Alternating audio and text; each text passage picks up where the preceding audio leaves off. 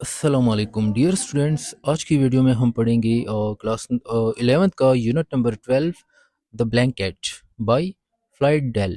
The blanket जो है ना, ये एक बहुत ही ज़बरदस्त किस्म की स्टोरी है जो कि फ्लाइट डेल ने लिखी है। थोड़ा सा हम द ब्लैंकेट की जो बैकग्राउंड है इस स्टोरी के मुतालिक हम पढ़ेंगे because it is very necessary to read it. ठीक है, इसको लाइन बाय लाइन रीड करना तो बहुत ज़रूरी है, लेकिन मैं आपको थोड़ा सा बैकग्राउंड बताऊंगा, स्टोरी की जो समरी है वो बताऊंगा, कैरेक्टर्स के बारे में और इसकी मेन थीम के बारे में कि ये जो स्टोरी है ये किस चीज किस के सब्जेक्ट पे जो है ना ये बनाई गई है, ताकि आपको थोड़ा सा आइडिया हो जाए।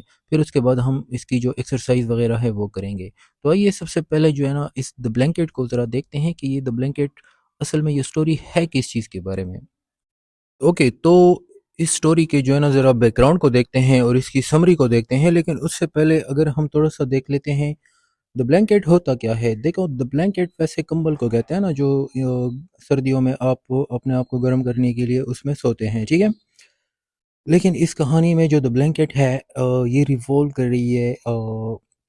तीन कैरेक्टर्स होते हैं इस कहानी में। ठीक है, ओरली जो है ना मैं वैसे भी आपको सुना सकता हूँ, बट अगर हम इसको रीड करते हैं तो रीडिंग विजुअल रिटेंशन जो होती है और रीडिंग यानी लिसनिंग, दोनों अगर आप कर लेते हैं एट द सेम टाइम तो उससे आपकी जो रिटेंशन की पावर होती है किसी भी टॉपिक को कॉन्सेप्ट को समझने के लिए वो बहुत ज़्यादा ज़रूरी होते हैं। तो हम रीडिंग के ज़रिए से ही समझ लेते हैं। ठीक है, the story the blanket revolves around three man characters.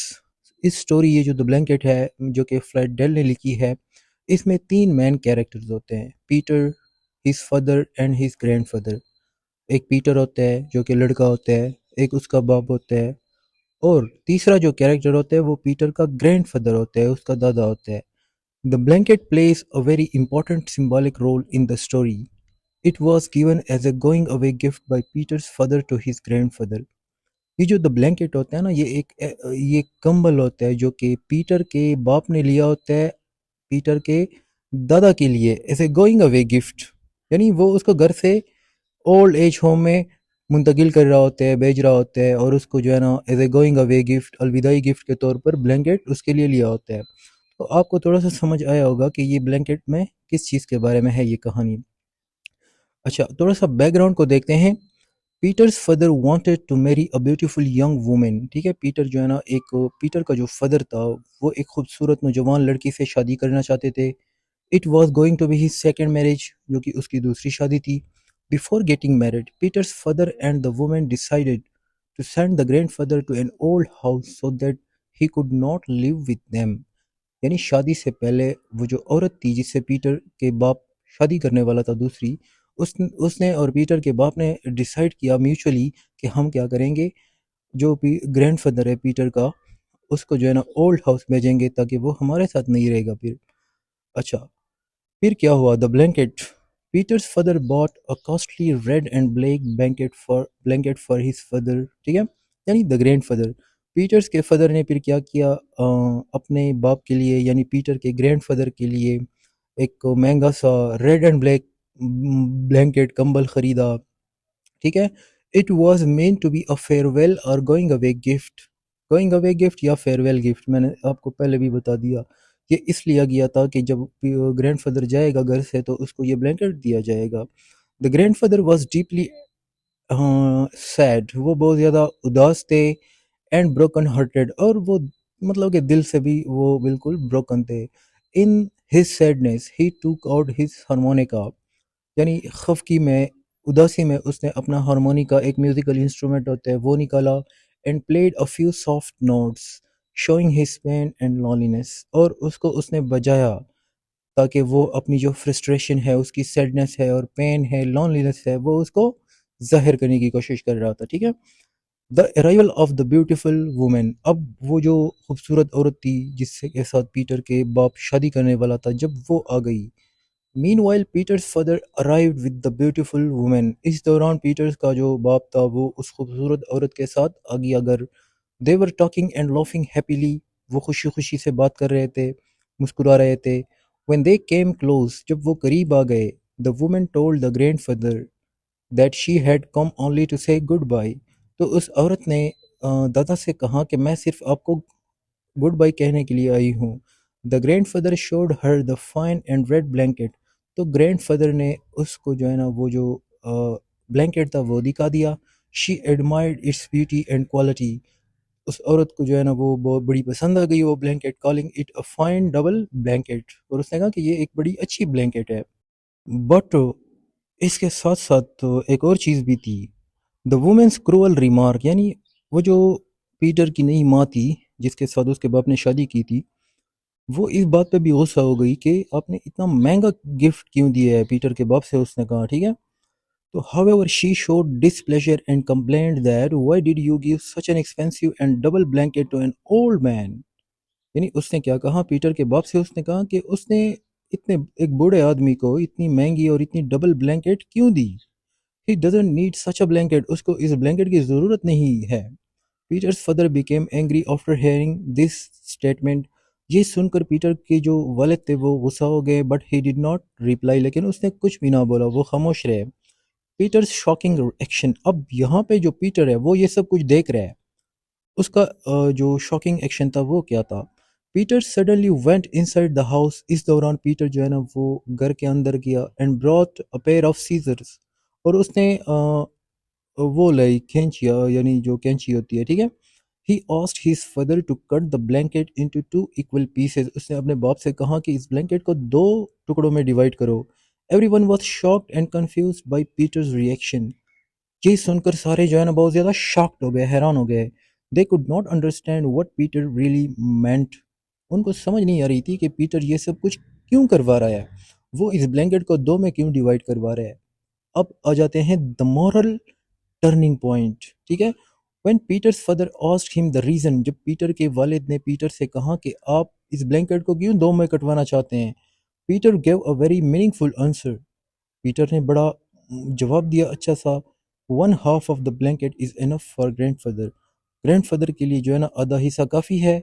The other half should be kept for you father when you grow old and are sent to the old house. देखे ना, अब ये जो एक छोटा सा लड़का है वो क्या कह रहा है अपने बाप से कि बाकी जो आधा हिस्सा है वो आपके लिए हम रखेंगे, जाके जब आप बूढ़े हो जाओ और आपको हम ओल्ड हाउस भेजेंगे तो फिर वो आपको दिया जाएगा। यानी जी, ये एक मॉरल लेसन है हमारे लिए कि बच्चे जो होते हैं ना वो अपने वालिदैन से सीखते हैं कि जो कुछ बच्चों, फॉर एग्जांपल आपका अगर बच्चा है वो आपको देख रहा होता है, आप जो कुछ भी अपने वालिदैन के साथ करते हो तो कल को वो भी आपके साथ वही करेगा। ये एक मॉरल लेसन है और ये हर सोसाइटी में, हर उसमें ये चीज़ पाई जाती है ना। नेक्स्ट जो है हमारे पास realization and change of the heart. Peter's words opened everyone's eyes. They realized the inequality and selfishness of their decision। यानी पीटर के जो अल्फाज थे उसने जो है ना सबको, सबके आंखें खोल दी और उनको अपनी गलती का, अपनी जो जुल्म था उनका एहसास हो गया। Peter's father was deeply ashamed, वो बहुत शर्मिंदा थे। And emotionally shaken as a result he immediately change his decision and decided not to send the grandfather to the old house, ठीक है। इसके नतीजे में उसने अपना डिसीजन चेंज किया कि हम ग्रैंडफादर को ओल्ड हाउस नहीं भेजेंगे। मैसेज या मोरल ऑफ द स्टोरी क्या है। How you treat your parents today is how your children will treat you tomorrow. कि जैसा आप अपने पेरेंट्स को आज ट्रीट करते हैं वैसे ही आपके बच्चे भी आपको फ्यूचर में ट्रीट करेंगे, ठीक है।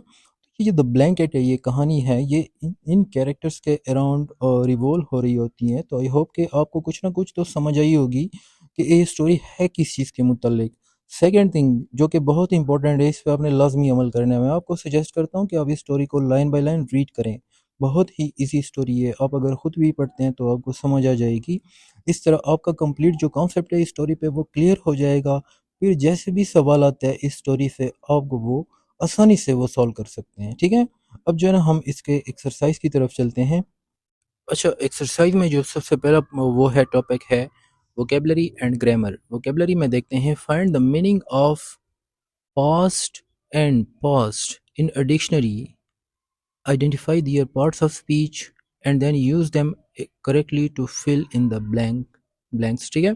यहाँ पे कुछ फिल इन ब्लैंक्स दिए हैं और दो वर्ड्स हमें दिए हैं पास्ट एंड पास्ट। कहा गया है कि इन वर्ड्स को डिक्शनरी में आप इसकी मीनिंग देख लें और साथ में ये भी देख लें कि ये कौन से पार्ट्स ऑफ स्पीच से बिलोंग करते हैं, फिर आप इनके मुताबिक क्या करें, जिस सेंटेंस में ये फिक्स्ड आता है उसी के मुताबिक उस सेंटेंस में इसको लगा दें। अच्छा, पास्ट जो है जिसमें ईडी आ रहा है इसका मत ये एक वर्ब है, ठीक है। जबकि दूसरा जो है पास्ट, ये नाउन की तरह भी काम कर सकता है, ठीक है, एडजेक्टिव की तरह भी काम कर सकता है, या इसके अलावा ये प्रीपोजिशन की तरह भी काम कर सकता है। हम सेंटेंसेस में इसको इस्तेमाल करके इसको समझेंगे, ठीक है। पहला सेंटेंस है हमारे पास, the museum is on the right just past the church, ठीक है, कि म्यूजियम जो है वो हमारे राइट पे है जस्ट पास्ट द चर्च। यहाँ पे पास्ट जो है ना लोकेशन शो कर रहा है, तो ये प्रीपोजिशन का काम कर रहा है, ठीक है। दूसरा है my brother past his exams with great results, मेरे भाई ने जो है ना पास किया, तो यहाँ पे पास्ट जो है ना एज ए वर्ब की तरह इस्तेमाल हुआ है, ठीक है, जो कि एक्शन शो कर रहा है। ओके, तीसरा सेंटेंस देखते हैं, we have just past the exit for Leeds we will have to turn around. यहाँ पे पास्ट जो है ना एज ए वर्ब की तरह इस्तेमाल हुआ है, ठीक है, कि हम जो है ना वो गुजरना, यानी हमने वो जो एग्जिट था लीड्स के लिए वो हमने क्रॉस कर लिया है, ठीक है। अच्छा, फोर्थ नंबर है हमारे पास, go past the post office then turn left and you will see your hotel. यहाँ पे पास्ट एज ए प्रीपोजिशन इस्तेमाल हुआ है, ठीक है, लोकेशन को शो कर रहा है। पांचवा है हमारे पास, he thinks he was a fool in his past life, ठीक है, a fool in his past life. Life यहाँ पे नाउन है, पास्ट जो है ना क्या कर रहे हैं, नाउन को मॉडिफाई कर रहे हैं, तो यहाँ पे पास्ट यूज हुआ है एज एन एडजेक्टिव, ठीक है। नीचे जो ग्रामर का पोर्शन है, complete the sentences with the Geraint form of the verbs in parenthesis. आपको पैरेंथेसिस में कुछ वर्ब्स दिए हैं, इनसे आपने क्या बनाना है, जेरेंट यानी आईएनजी फॉर्म बनानी है। फॉर एग्जांपल पहला वाला, दूसरा में दो मैं करा देता हूँ, बाकी इजी हैं, आप खुद कर सकते हैं, ठीक है। She is good at paint से क्या बना है, पेंटिंग, ठीक है, जेरेंट बन जाएगा। He is crazy about playing, I don't like playing cards, they are afraid of swimming in the sea. इसी तरह आप सारों के क्या बनाओ, जेरेंट बनाओ। ओके, हम जो है ना अपने नेक्स्ट पेज की तरफ चलते हैं, पेज नंबर 119 पे। यहाँ पे मैंने एक पेज जो है ना छोड़ दिया है, पेज नंबर 118। मैं उसको मेंशन करूँगा क्योंकि स्टूडेंट्स के प्रेजेंट में ये सवाल होते हैं ना कि आपने कुछ छोड़ दिया है। अच्छा, ये पेज मैंने इसलिए छोड़ दिया है, अलबत्ता मुझे तो ये समझ आता है ना कि मैंने कैसे सॉल्व करने हैं। थोड़ा सा गैस भी लग सकता है क्योंकि मेरा एक्सपीरियंस ज़्यादा है रीडिंग में इसमें, तो कॉन्टेक्चुअल उससे भी मैं उसको सॉल्व कर लेता हूँ। लेकिन मेरे पास ऐसा कोई तरीका नहीं है, मैंने बहुत कोशिश की है इस पे, तकरीबन 2 दिन तक मैंने कोशिश की है कि मैं कोई ऐसा तरीका ढूंढ लूँ कि मैं समझा दूँ, बट ऐसा कोई भी तरीका नहीं है मेरे पास। तो अगर किसी के पास है तो वो मुझे बता सकते हैं, जिससे मैं आपको क्लियर करा दूँ कि यहाँ पे जेरेंट क्यों क्यों इस्तेमाल हुआ है और इन्फिनेटिव क्यों इस्तेमाल हुआ है, ठीक है। क्योंकि कुछ वर्ड्स जो होते हैं ना वो जेरेंट भी ले रहे हैं और साथ में इन्फिनेटिव भी ले रहे हैं, तो वैसे अगर मैं करा देता तो वो एक किस्म का रट्टा हो जाता। बट स्टिल मैं कोशिश कर रहा हूँ जहाँ पे मुझे लगता है कि मैं इसको इजी अल्फाज में समझा सकता हूँ, जिससे कि आपको समझ आ जाए, तब जाके मैं इस पे वीडियो ज़रूर बनाऊँगा। फ़िलहाल मैं इसको नहीं पढ़ा रहा, मैं स्किप कर रहा हूँ, बिकॉज मेरे पास ऐसा कोई तरीका नहीं है जिससे मैं समझा सकूं। उल्टा आप क्या हो जाएंगे, कंफ्यूज हो जाएंगे, और ये मैं कभी भी नहीं चाहता कि आप एक टॉपिक की वजह से इतना कंफ्यूज हो जाए कि बाकी जो टॉपिक है वो भी आपके ख़राब हो जाए, ठीक है। ओके, नेक्स्ट जो टॉपिक है हमारा पास, replace the gerund by an infinitive and the infinitive by a gerund in the following sentences. यानी नीचे जो सेंटेंसेस हैं यहाँ पे इन्फिनेटिव के जगह जेरेंट लगा दो और जेरेंट की जगह इन्फिनेटिव लगा दो, ठीक है, इजी है। पहला सेंटेंस है, to laugh is better than to frown. To laugh infinitive है, इसकी जगह जेरन लगा दो, क्या बन जाएगा, लाफिंग इज बेटर देन। अब यहाँ पे जो दूसरा है ना, टू फ्राउन, तो फ्राउन जो है ना इससे आप जब ये इन्फिनेटिव है तो आप इससे दूसरा वो नहीं बना सकते ना जेनेट, क्योंकि एक ऑलरेडी लगा है। तो ये इस तरह बनेगा, laughing is better then frown, ठीक है, टू हट जाएगा, सिर्फ फ्राउन रह जाएगा, तब ये ग्रामेटिकली करेक्ट होगा। दूसरा सेंटेंस है हमारे पास, writing a story is not easy. Writing gerund है, इससे इन्फिनेटिव बनाओ, to write a story is not easy, ठीक है। इस तरह जो है ना आप सारों के बना सकते हो। तीसरा है हमारे पास, he likes to collect books and does not like giving them away. इसको कैसे बनाएंगे, ही लाइक्स कलेक्टिंग बुक्स, ठीक है, टू कलेक्ट इन्फिनेटिव है, जेरेंड बना दो collecting books, and does not like to give them away, यहाँ पे जेरेंड है, उससे आप इन्फिनेटिव बना दो, ठीक है। चौथा है हमारे पास flying kites is a good sport but to bet on them is bad.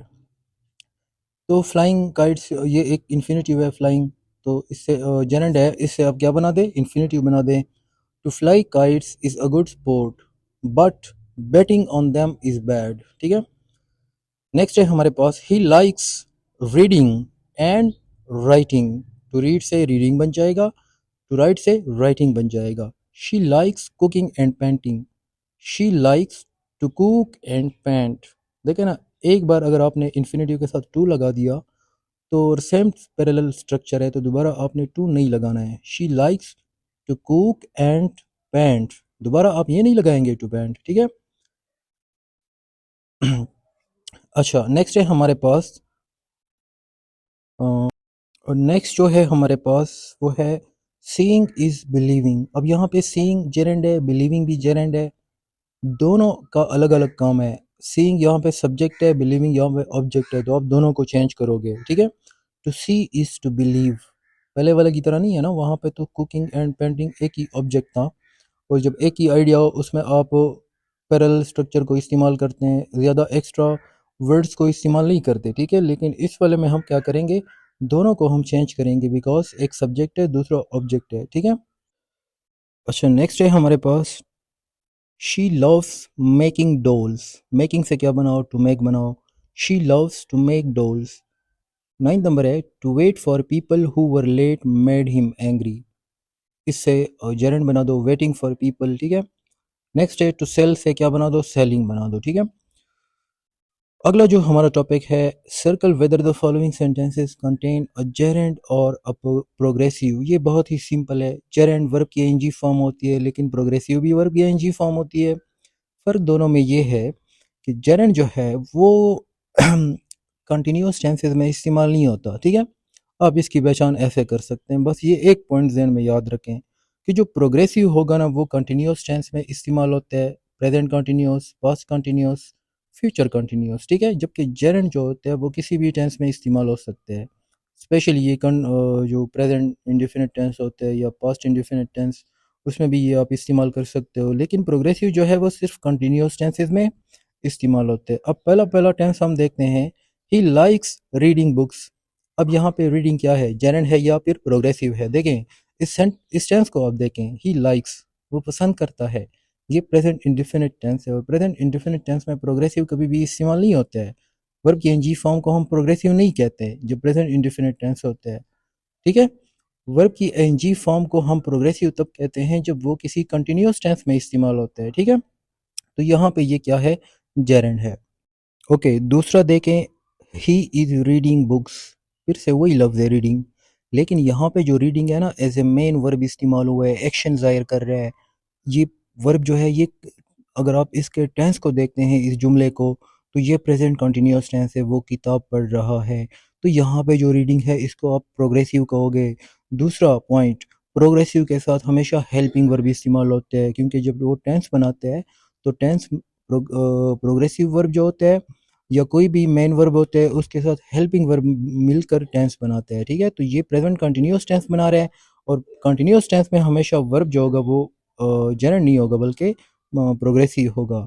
तीसरा है हमारे पास, reading books can be great fun. अब ये जो टेंस है, अब अगर आपको इसको देखो ना टेंस, पहले तो ये एक प्रेजेंट कंटिन्यू इंडिफिनिट टेंस है ना, reading books can be great fun. लेकिन अगर आपको टेंस का पता नहीं चल रहा तो फिर आप देखें कि क्या ये जो वर्ब है रीडिंग है, इसके साथ कोई मेन वर्ब है, ये कोई टेंस बना रहा है, नहीं, कोई भी मेन सॉरी हेल्पिंग वर्ब इसके साथ मौजूद नहीं है।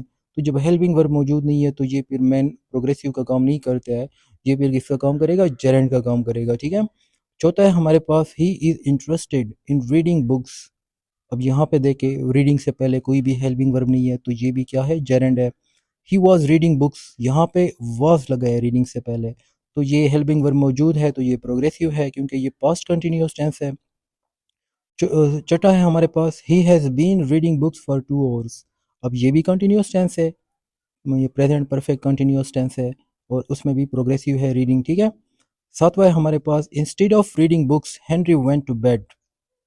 अब यहाँ पे देखे, instead of reading books, books किताबें पढ़ने की बजाय वो जो है ना सोने चला गया। यहाँ पे भी टेंस नहीं बना रहा, रीडिंग जो है ना एज ए जेरेंड इस्तेमाल हुआ है, उससे पहले कोई भी हेल्पिंग वर्ब मौजूद नहीं है, कोई भी कंटिन्यूस टेंस नहीं है ये, ठीक है। आठवां है हमारे पास do you like reading books. अब यहाँ पे देखो, क्या आपको किताब पढ़ना पसंद है। ये एक प्रेजेंट इंडिफिनिट टेंस है, इंट्रोगेटिव। तो प्रेजेंट इंडिफिनिट टेंस में प्रोग्रेसिव नहीं होता बल्कि जेरेंड होगा ये, ठीक है।